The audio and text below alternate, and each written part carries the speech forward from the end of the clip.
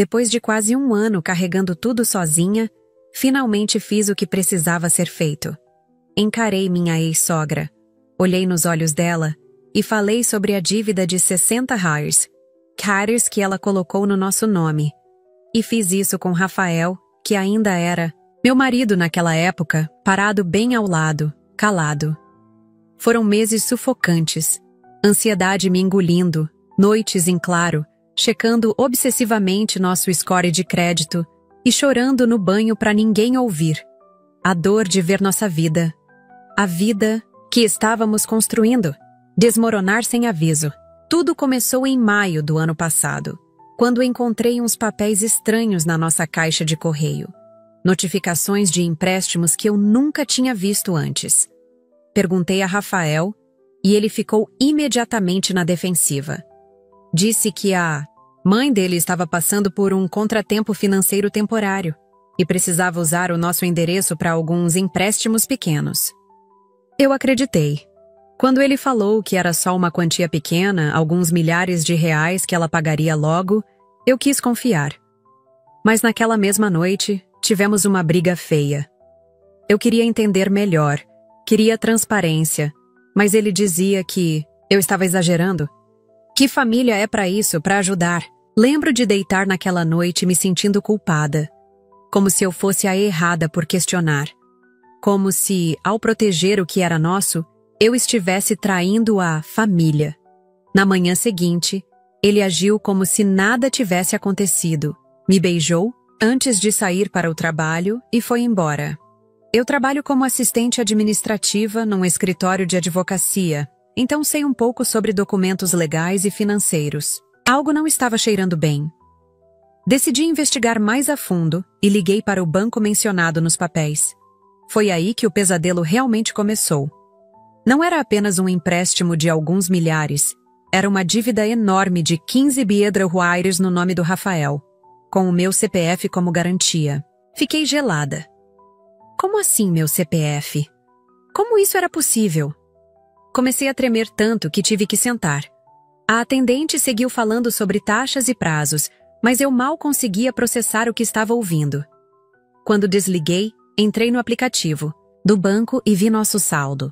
Todo o dinheiro que vínhamos guardando para a entrada do nosso apartamento, quase 25. Nihiri tinha sumido. Foram 4 anos economizando cada centavo, abrindo mão de viagens, de restaurantes, de qualquer luxo. Tudo isso para termos nosso cantinho. E agora, nada. Liguei para o Rafael imediatamente, com as mãos ainda trêmulas. Ele atendeu após várias tentativas. E quando contei o que descobri, ficou em silêncio por vários segundos.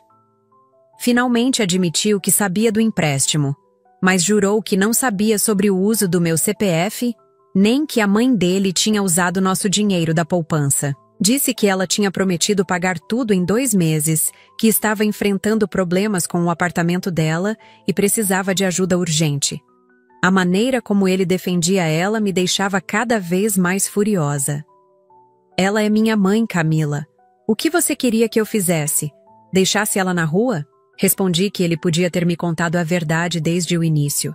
Que podíamos ter decidido juntos como ajudar, sem mentiras, sem colocar nossa vida financeira em risco. Fui para casa mais cedo naquele dia. Não consegui me concentrar no trabalho. Quando cheguei, Rafael já estava lá, sentado no sofá com uma cara de quem tinha perdido o chão. Naquela noite, ele me contou que sua mãe estava endividada há anos, que tinha contraído empréstimos com agiotas, que estava com o nome sujo, e por isso precisava usar nosso endereço e nossos dados. O pior de tudo, não eram só 15 mil Hires, eram muito mais. A dívida total estava próxima de 40 mil Hires naquele momento, e ainda tinha juros acumulando todos os dias. Eu não podia acreditar no que estava ouvindo. Nossa vida, nossos planos, tudo desmoronando por causa da irresponsabilidade da Dona Marta. E o Rafael ainda esperava que eu entendesse, que eu aceitasse. Começamos a brigar, eu gritando que ele tinha traído minha confiança, que tinha colocado a mãe dele acima do nosso casamento, acima do nosso futuro. Ele gritava de volta que eu estava sendo egoísta, que família vem primeiro, que sua mãe tinha feito muito por ele a vida toda e que esta era a hora de retribuir. Foi a primeira vez em 7 anos juntos que dormimos separados, eu no quarto e ele no sofá. Passei a noite inteira chorando, pensando em como tínhamos chegado a esse ponto. Nas semanas seguintes, a situação só piorou. Descobri mais empréstimos, mais dívidas. A dona Marta aparecia em casa com sacolas de compras caras, roupa nova, celular novo, enquanto nós estávamos cancelando nosso plano de TV a cabo e cortando gastos para tentar cobrir os buracos nas contas. Ela agia como se nada tivesse acontecido. Me abraçava, trazia docinho, perguntava quando viria um netinho. Eu tinha que me segurar para não explodir na cara dela. O Rafael dizia que ela estava reorganizando as finanças e logo começaria a pagar. Mas cada vez que eu tentava falar sobre prazos ou valores exatos, ele desviava do assunto. Nosso relacionamento estava cada vez mais tenso. Paramos de sair, juntos, de conversar sobre o futuro, de fazer planos. A única coisa que conversávamos era sobre dinheiro, e toda conversa terminava em briga. Comecei a notar nele um comportamento estranho. Checava o celular escondido, saía do banho para atender ligações, deletava mensagens. A paranoia tomou conta de mim. Estaria ele escondendo mais dívidas? Ou seria outra coisa? Então veio a gota d'água. Um oficial de justiça apareceu no meu trabalho, na frente dos meus colegas e do meu chefe, com uma intimação por dívidas não pagas. Foi a humilhação mais profunda que já senti. Tive que explicar para o meu chefe o que estava acontecendo, morrendo de vergonha, com medo de perder meu emprego. Senhor Maurício, o advogado para quem trabalho, ficou chocado ao ver que meu nome estava envolvido em uma dívida que já passava dos 50 mil. Ele, muito sério, me disse que eu precisava resolver isso urgentemente, que poderia perder meus bens, ter meu salário penhorado. Saí do escritório direto para o apartamento da minha sogra. Não avisei ninguém, não liguei para o Rafael. Precisava encarar Dona Marta sozinha. Quando cheguei lá, a porta estava aberta. Entrei chamando por ela, e o que vi me deixou sem chão. Rafael estava lá, sentado à mesa da cozinha, ajudando a mãe a preencher mais papéis de empréstimo. Na mesa, vi cópias do meu contra-cheque, do meu RG, até uma procuração com minha assinatura que eu nunca tinha visto antes. Foi como levar um tapa na cara. Meu próprio marido estava forjando minha assinatura para sua mãe conseguir mais dinheiro. "O que vocês estão fazendo?" perguntei, minha voz tremendo de raiva e incredulidade. Os dois congelaram como crianças pegas roubando doce. Rafael levantou rápido, tentando esconder os papéis, gaguejando explicações que não faziam sentido. Dona Marta, sempre teatral, começou a chorar, dizendo que estava desesperada, que ia perder a casa, que ninguém mais queria ajudá-la. Peguei os papéis da mesa. Era um empréstimo consignado usando meu nome, que comprometeria 30% do meu salário pelos próximos 5 anos. 60 mil reais. 60 mil reais. O valor me fez sentir tonta. Rafael tentou me abraçar, dizendo que era a última vez que com esse dinheiro a mãe dele pagaria todas as outras dívidas, que tudo voltaria ao normal. Eu ri. Um riso histérico, incontrolável. Como ele podia ser tão ingênuo? Ou seria cúmplice? Estava tão claro que sua mãe nunca ia parar, que ela estava sugando todo o nosso dinheiro e futuro, e ele estava permitindo isso, deixando isso acontecer, participando ativamente. Saí daquele apartamento sem olhar para trás, ignorando os chamados dramáticos da Dona Marta e as súplicas do Rafael. Dirigi até a casa da minha amiga Carol, a única pessoa em quem eu confiava, para desabafar. Chorei por horas, contando tudo, desde o início. Ela ouviu em silêncio, me abraçando, e depois me deu o conselho que mudou tudo. Você precisa de um advogado, e precisa agora. No dia seguinte, graças ao meu chefe, consegui uma consulta com o Dr. Paulo, especialista em direito civil. Levei todos os documentos, todas as provas das dívidas, os extratos bancários, tudo. Ele examinou cada papel cuidadosamente, fazendo anotações, e então me olhou com uma seriedade que me gelou. Camila, isso é extremamente grave. Sua identidade foi roubada. Seus documentos foram usados sem seu consentimento. Isso não é apenas uma questão civil, é criminal. Ele explicou que eu precisava agir rápido, registrar um boletim de ocorrência, contestar as dívidas nos bancos, entrar com medidas judiciais de proteção. E o Rafael? Perguntei, um nó na garganta. Ele pode ser acusado de fraudador. Se comprovada a participação dele, ele pode pegar até 5 anos de prisão. Passei as 2 semanas seguintes em um borrão de delegacias, bancos, cartórios e escritórios de advocacia. Dr. Paulo me ajudou a montar toda a documentação necessária para me proteger legalmente e para tentar recuperar pelo menos parte do dinheiro. Rafael me ligava constantemente, deixava mensagens desesperadas, aparecia no meu trabalho. Eu me recusava a vê-lo ou falar com ele. Através da Carol, ele ficou sabendo que eu estava tomando medidas legais, e as mensagens mudaram de tom. Passou a me acusar de trair a família, de ser cruel, de querer destruir a vida da mãe dele. Em uma mensagem particularmente perturbadora, ele ameaçou tirar a própria vida se eu seguisse em frente com o processo. Mostrei tudo para o Dr. Paulo, que imediatamente solicitou uma medida protetiva. Isso é manipulação emocional, Camila. É mais uma forma de abuso. Essas palavras caíram como uma bomba sobre mim. Abuso. Eu nunca tinha pensado nessa perspectiva, mas fazia tanto sentido. Por anos eu tinha permitido que Rafael tomasse decisões importantes sem me consultar. Tinha aceitado a intromissão constante da Dona Marta em nossas vidas. Tinha me calado para manter a paz. Enquanto todo esse pesadelo legal se desenrolava, precisei encontrar um novo lugar para morar. Não podia continuar no apartamento que dividíamos. Era muito doloroso, além de perigoso, já que Rafael tinha as chaves e aparecia sem avisar. Carol me ofereceu seu sofá, mas eu sabia que precisava de um espaço só meu para processar tudo o que estava acontecendo. Consegui alugar um kitnet minúsculo em um bairro distante, usando parte do meu salário. O lugar era apertado, com uma cama de solteiro, um fogão de 2 bocas, um chuveiro que mal esquentava. Mas era meu. Sem dívidas, sem mentiras, sem manipulação.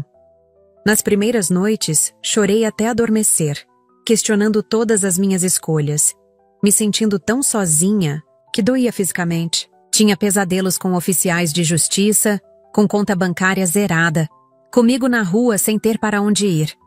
Acordava suando frio, checava obsessivamente meu celular, com medo de ter perdido alguma notificação importante.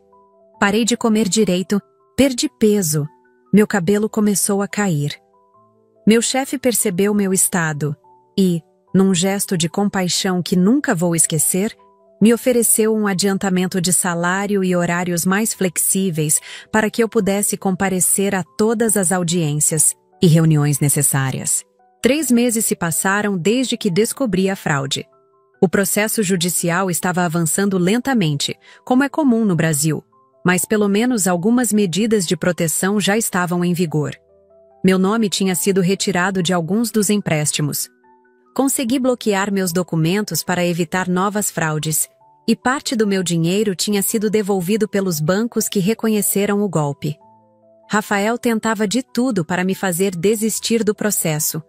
Mandava amigos em comum para me convencer, enviava mensagens dizendo que estava em terapia, que tinha percebido seus erros, que queria uma segunda chance.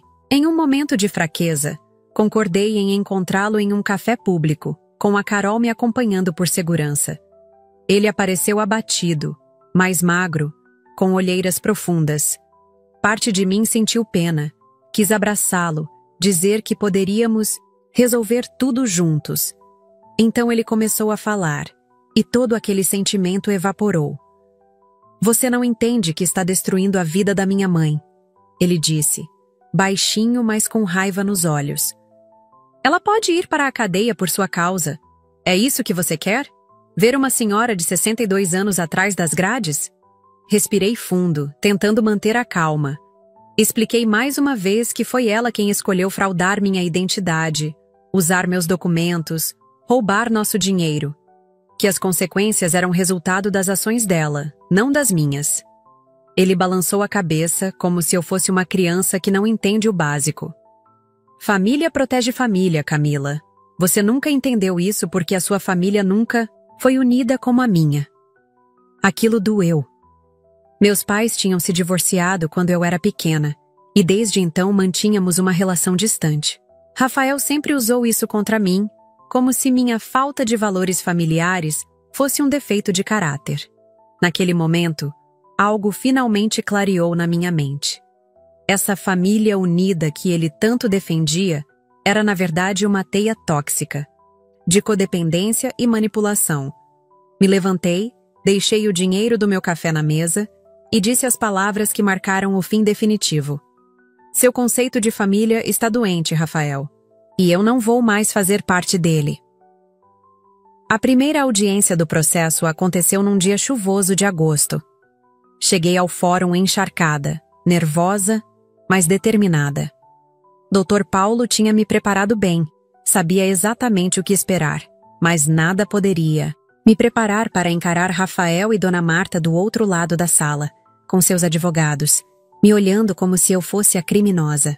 Durante a audiência, foram apresentadas todas as provas, as assinaturas forjadas, os empréstimos feitos sem meu conhecimento, os extratos que mostravam o desvio do dinheiro da nossa poupança.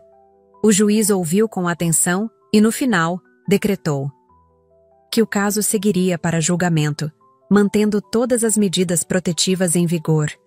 Quando estava saindo, ouvi Dona Marta dizer bem alto para sua advogada: "Ela sempre quis destruir minha família. Sempre foi invejosa porque não tem mãe presente."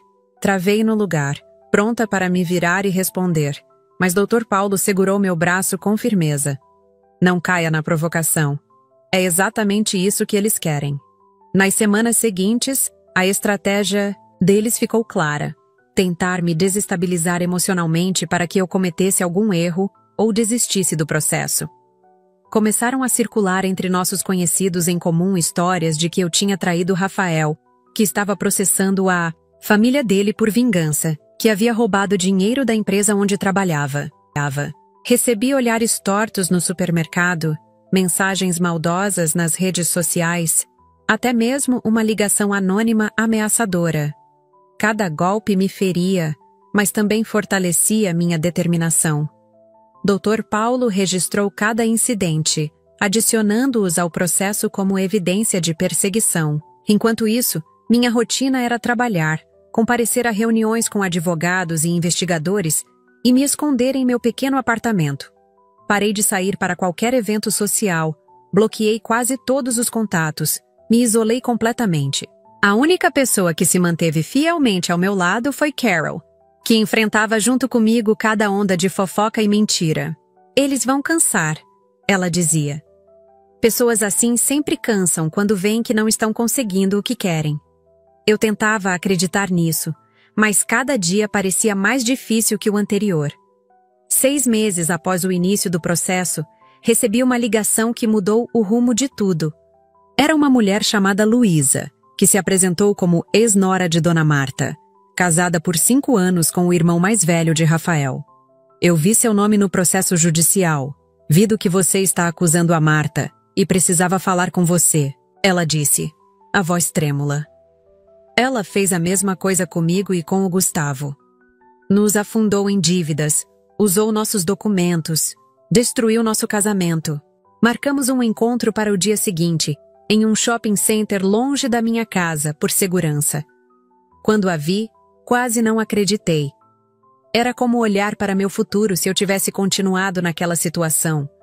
Uma mulher jovem, mas com os olhos opacos de quem carrega um peso invisível, ombros curvados, mãos que não param de tremer. Ela me contou tudo.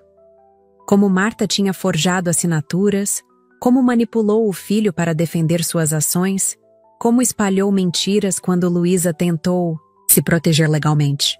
"O pior é que não fomos os únicos", Luísa continuou, mexendo nervosamente no canudo de seu suco. Ela fez o mesmo com pelo menos mais 2 pessoas, namoradas anteriores do Rafael. Uma delas chegou a perder a casa própria que tinha herdado dos pais. Senti um calafrio percorrer minha espinha.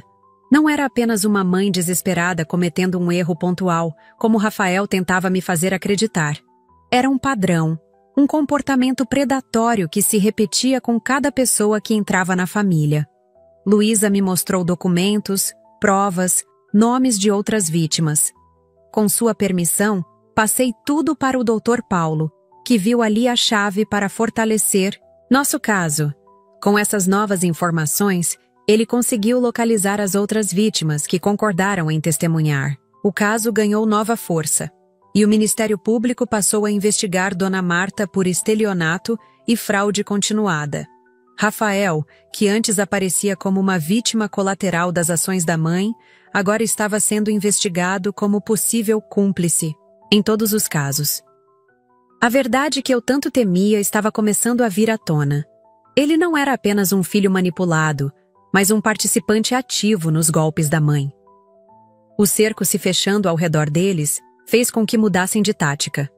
Uma tarde, ao voltar do mercado para meu pequeno apartamento, encontrei Dona Marta sentada na escada do prédio, aparentemente sozinha. Congelei no lugar, com as sacolas de compras pesando em meus braços. Ela levantou o rosto marcado por lágrimas e começou a implorar. Por favor, Camila, vamos conversar só nós duas, mulher para mulher. Eu sei que errei, eu admito, mas você não precisa destruir a vida do meu filho. Ele te ama tanto, está sofrendo tanto. Meu coração acelerou, não de compaixão, mas de medo.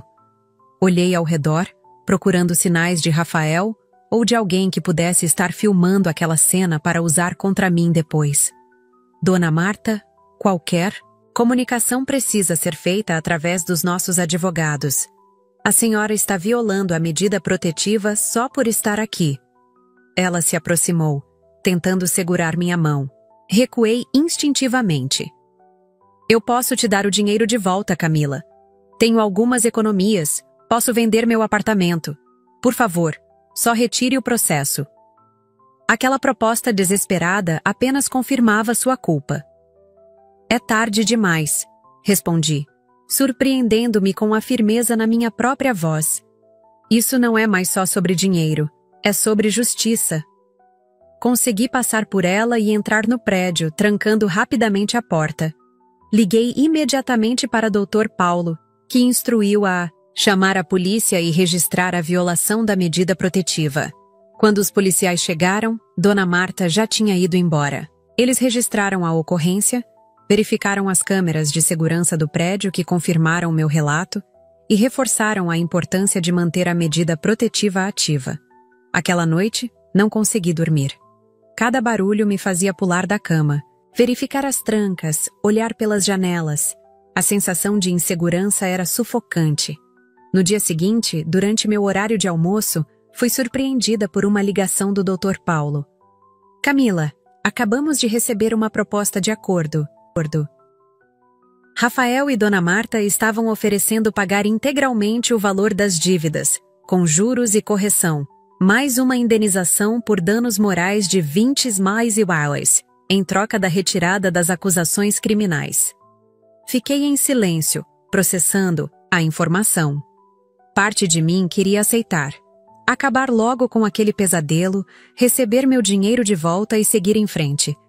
Mas outra parte, que crescia cada dia mais forte dentro de mim, gritava por justiça. O que você acha que devo fazer? Perguntei ao Dr. Paulo, minha voz pequena, cansada de tanto lutar. Ele suspirou do outro lado da linha. Camila, como seu advogado, preciso te apresentar todas as opções. O acordo garantiria o ressarcimento financeiro imediato e pouparia meses ou até anos de processo judicial, com todos os desgastes emocionais que isso implica. Por outro lado, aceitar o acordo significa que eles não responderiam criminalmente pelo que fizeram. A decisão final é sua, mas preciso que seja uma decisão informada. Pedi um tempo para pensar. Aquela noite, sentada sozinha no chão do meu apartamento minúsculo, com uma xícara de chá esfriando entre as mãos, pesei cada opção. O dinheiro faria toda a diferença na minha vida atual. Poderia sair daquele kitnet, talvez até dar entrada. Em um apartamento pequeno, recomeçar. Mas e as outras vítimas de Dona Marta? E se ela continuasse fazendo isso com outras pessoas?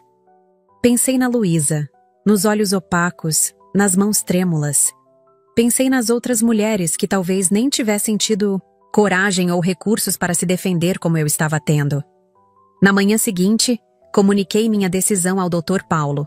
Rejeitaríamos o acordo. Queria seguir com o processo criminal até o fim. Queria justiça não apenas para mim, mas para todas as vítimas. Os meses seguintes foram de uma batalha judicial intensa. Rafael contratou um dos escritórios de advocacia mais caros da cidade, usando dinheiro que eu nem imaginava que ele tinha. Novas testemunhas surgiram, algumas a meu favor, confirmando o padrão de comportamento fraudulento da dupla. Outras a favor deles, pessoas da família que juravam que tudo não passava de um mal-entendido, que eu tinha autorizado os empréstimos verbalmente, que estava fazendo aquilo por vingança após uma suposta traição do Rafael. A cada nova audiência, eu olhava para o outro lado da sala e mal reconhecia o homem que um dia amei. Como pude estar tão cega? Como não percebi os sinais de manipulação, as pequenas mentiras, a forma como ele sempre colocava as necessidades da mãe acima das nossas? A terapia que comecei a fazer, incentivada pela Carol, estava me ajudando a compreender os padrões tóxicos daquele relacionamento, a identificar as red flags que ignorei por anos, a fortalecer minha autoestima para nunca mais permitir que algo assim acontecesse comigo. 1 ano e 2 meses após o início do processo, finalmente chegou o dia do julgamento. Passei a semana anterior praticamente sem dormir, ensaiando mentalmente meu depoimento, tentando me preparar para as perguntas que seriam feitas, para ter que olhar nos olhos de Rafael e Dona Marta enquanto contava nossa história para um juiz. Dr. Paulo e sua equipe fizeram um trabalho extraordinário reunindo todas as provas, testemunhas e documentos necessários. O Ministério Público estava representado por uma promotora séria e competente, que estudou o caso a fundo e apresentou argumentos sólidos sobre o padrão de comportamento criminoso da dupla. O julgamento durou 2 dias exaustivos. Luísa e outras 2 ex-companheiras de membros da família depuseram, descrevendo situações praticamente idênticas à minha. Os advogados de defesa tentaram desqualificar cada uma de nós, insinuando que éramos mulheres despeitadas, interesseiras, vingativas. Foi doloroso, humilhante, revitimizador. Houve momentos em que pensei que não aguentaria, que desabaria ali mesmo no meio do tribunal. Mas aguentei. Falei com clareza, com firmeza, sem me deixar intimidar pelo olhar de ódio de Dona Marta ou pelo semblante derrotado de Rafael. Apresentei cada documento, cada prova, cada fato com a segurança de quem está dizendo a verdade. O juiz, um homem, de meia idade com olhos cansados mas atentos, fez várias perguntas, verificou cada detalhe, não deixou nenhuma ponta solta. No final do 2º dia, após ouvir as alegações finais da acusação e da defesa, ele anunciou que a sentença seria proferida em 1 semana. Aqueles 7 dias foram os mais longos da minha vida. Voltei à minha rotina mecânica de trabalho e isolamento, incapaz de me concentrar em qualquer coisa, checando obsessivamente meu celular, à espera de notícias do Dr. Paulo. Carol tentava me distrair, me convidando para jantar, para assistir filmes, para qualquer coisa que me tirasse daquele estado de ansiedade constante.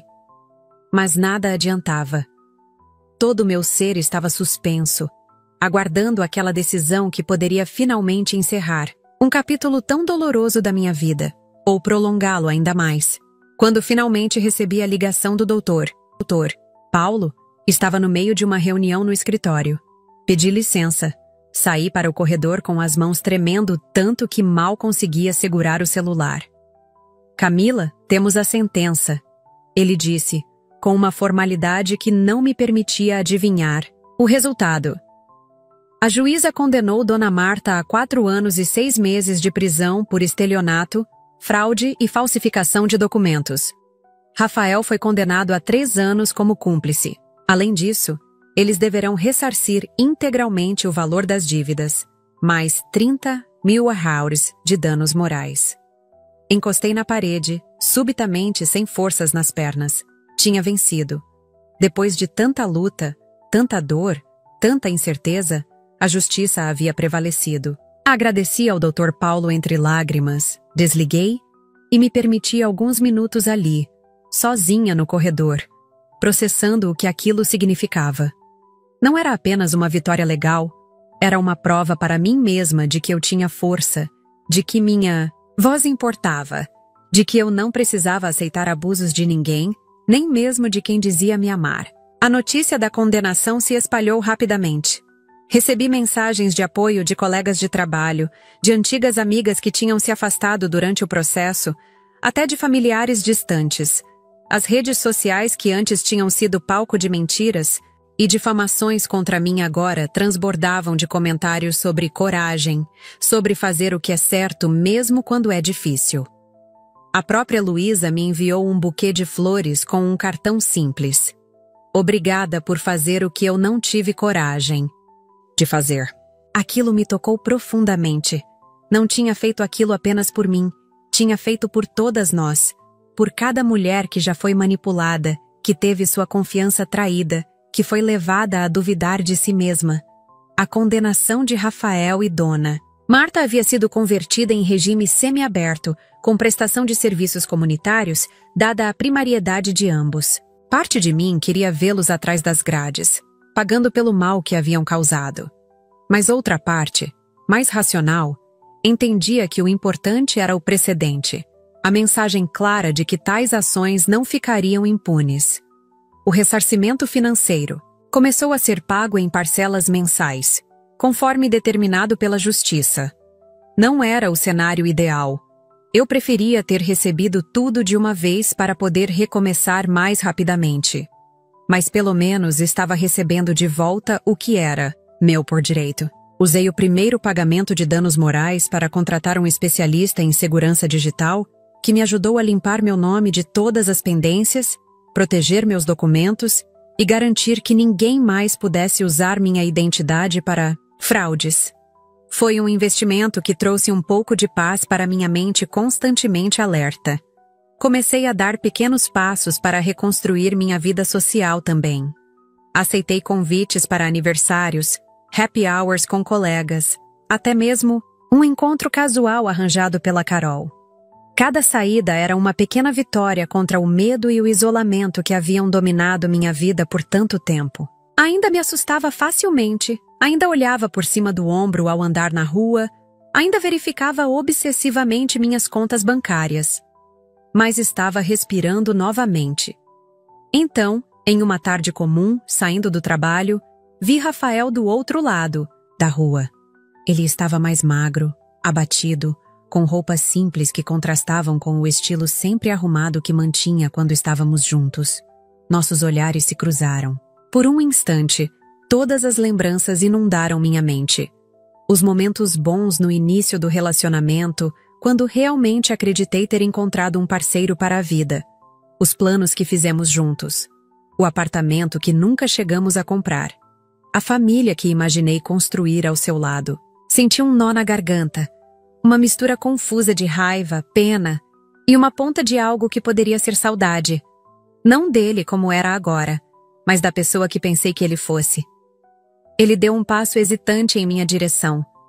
Instintivamente recuei, balancei a cabeça levemente, um claro não silencioso, e segui meu caminho.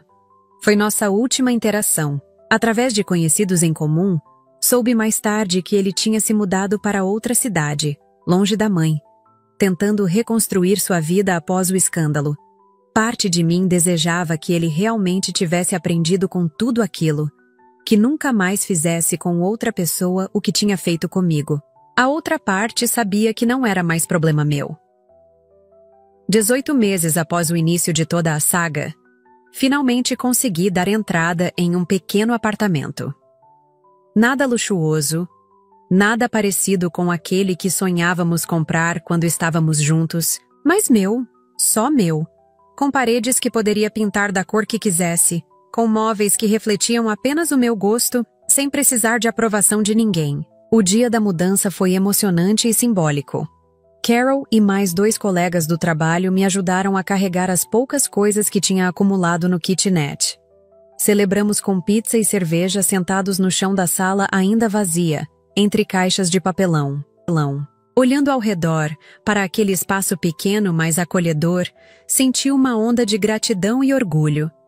Depois de tudo o que tinha passado, das noites chorando no banheiro do trabalho, do medo constante de perder tudo, das audiências humilhantes, ali estava eu, de pé, independente, recomeçando.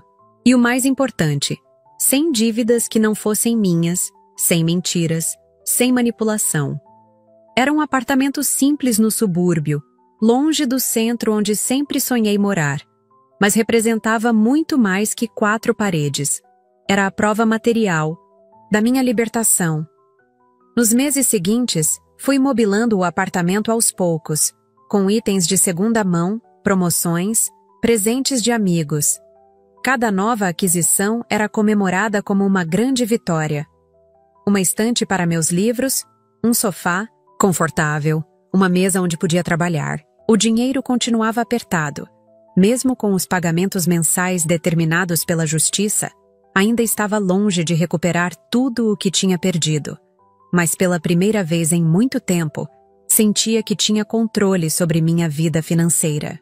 Mantinha planilhas detalhadas de cada gasto, economizava o máximo possível e comecei a construir uma reserva de emergência. Nunca mais queria me sentir tão vulnerável quanto naqueles dias em que descobri que estava afundada em dívidas, que nem sabia que existiam. Meu relacionamento com dinheiro havia mudado completamente. Onde antes havia certa despreocupação, agora existia um cuidado quase obsessivo. Dr. Paulo me disse que isso era normal, uma resposta ao trauma financeiro que tinha sofrido, e que, com o tempo e a terapia, encontraria um equilíbrio mais saudável. Enquanto minha vida financeira se estabilizava lentamente, minha vida emocional ainda era um campo minado. Comecei a sair com algumas pessoas, encontros casuais arranjados por amigos ou aplicativos de relacionamento, mas invariavelmente sabotava qualquer possibilidade antes mesmo que se desenvolvesse. No primeiro sinal de que alguém estava se aproximando, demais, erguia muralhas invisíveis. Tornei-me especialista em encontrar defeitos, em identificar potenciais red flags em pessoas perfeitamente normais. Minha terapeuta explicou que era um mecanismo de defesa, uma forma de me proteger de novas desilusões.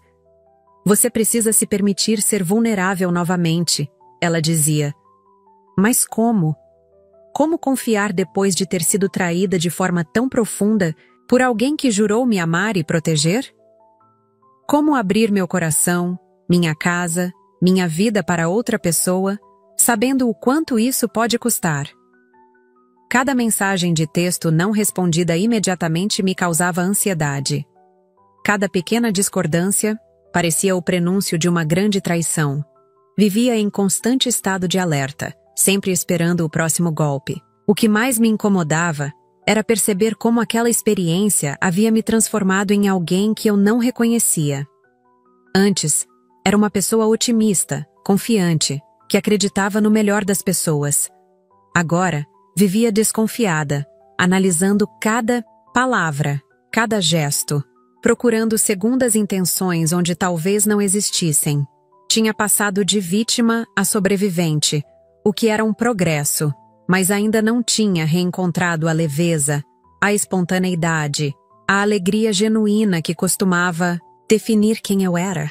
Em uma sessão particularmente difícil de terapia, desabei em lágrimas ao admitir: sinto que ganhei a batalha legal, mas perdi algo de mim mesma no processo. Minha terapeuta segurou minhas mãos e disse algo que ficou gravado em mim. O que você perdeu não foi roubado por eles, Camila. Foi guardado por você em um lugar seguro, até que se sinta pronta para recuperá-lo. Aquela perspectiva me confortou. Não estava quebrada irreparavelmente. Estava em processo de cura, no meu próprio tempo. E pela primeira vez, permiti-me acreditar que um dia estaria completamente bem novamente.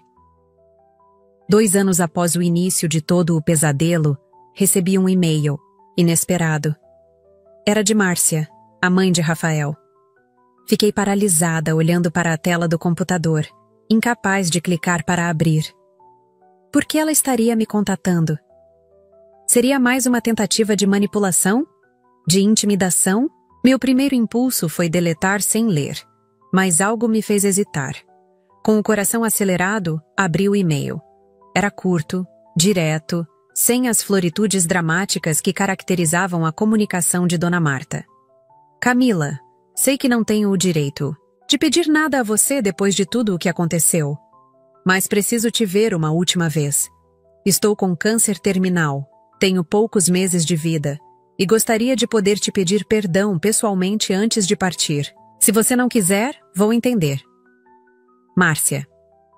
Fiquei olhando para aquelas palavras por um longo tempo, uma tempestade de emoções contraditórias me consumindo.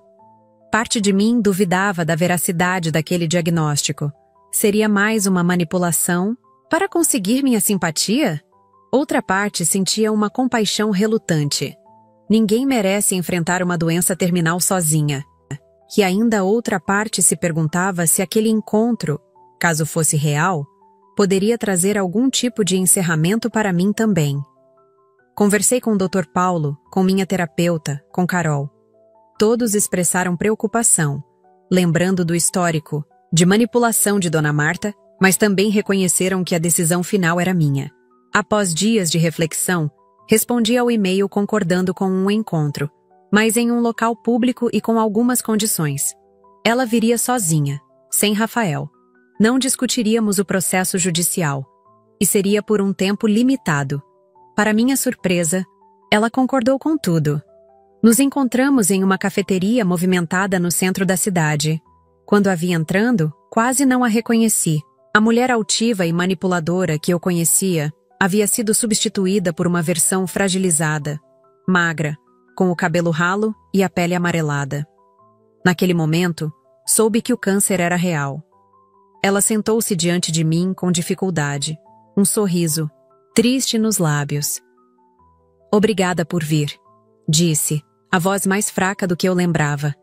Por alguns minutos, falamos sobre amenidades, o tempo, a cafeteria, como o centro da cidade havia mudado. Então, reunindo coragem, ela finalmente chegou ao motivo do encontro. Camila, sei que nada do que eu disser pode desfazer o mal que causei a você. Não estou aqui para me justificar ou para pedir que você esqueça.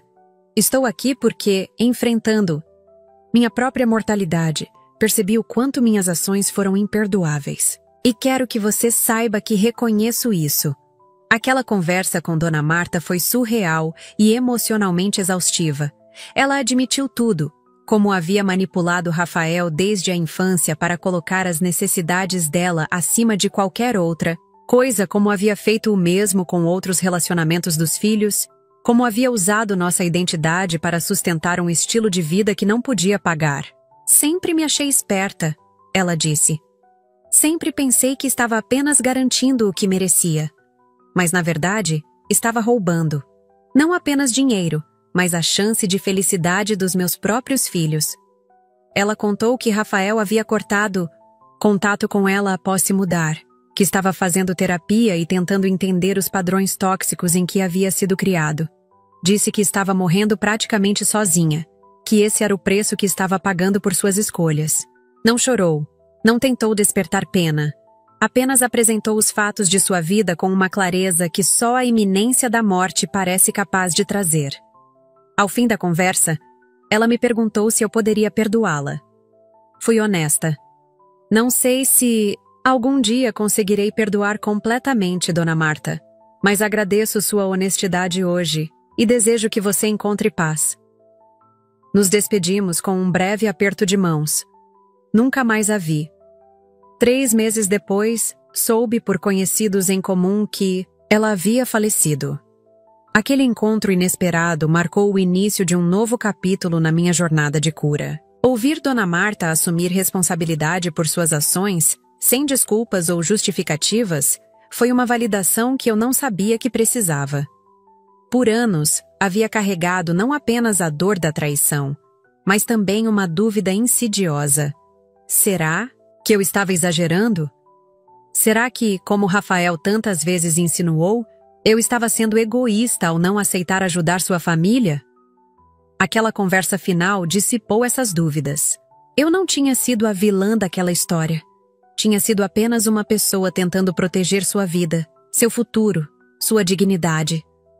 Algo começou a se curar dentro de mim depois daquele dia. Com o tempo, fui me permitindo baixar as guardas, confiar novamente, primeiro em amizades, depois em relacionamentos românticos. Conheci pessoas que me trataram com respeito e honestidade, que demonstraram que nem todos os relacionamentos são baseados em manipulação e mentiras. Aprendi a identificar sinais de alerta sem julgar todo mundo como potenciais fraudadores. Minha relação com o dinheiro também foi se normalizando aos poucos. Continuei disciplinada, mas menos obsessiva. O trauma financeiro, assim como o emocional, foi cicatrizando. Hoje, 4 anos depois do início daquela tempestade, estou em um lugar que jamais imaginei ser possível nos dias mais negros. Terminei de pagar meu apartamento, fui promovida no trabalho para um cargo de confiança e estou em um relacionamento há quase 2 anos com alguém que respeita minhas fronteiras e entende meu passado sem me definir por ele. De vez em quando, ainda tenho pesadelos com dívidas e traições. Ainda verifico meus extratos bancários mais vezes do que seria necessário. Ainda sinto um aperto no peito quando vejo alguém que lembra Rafael ou sua mãe. Mas essas são apenas cicatrizes de uma batalha que venci. A dívida era de 60 mil, mas o preço que paguei foi muito maior. Minha paz, minha autoestima, anos da minha vida. No entanto, o que ganhei em troca não tem preço. Minha liberdade, minha voz, minha capacidade de lutar pelo que é justo. E talvez o mais importante, a certeza de que sou mais forte do que jamais imaginei. Não sei o que o futuro reserva, mas sei que o enfrentarei em meus próprios termos, sem permitir que ninguém mais roube de mim o direito de viver com dignidade.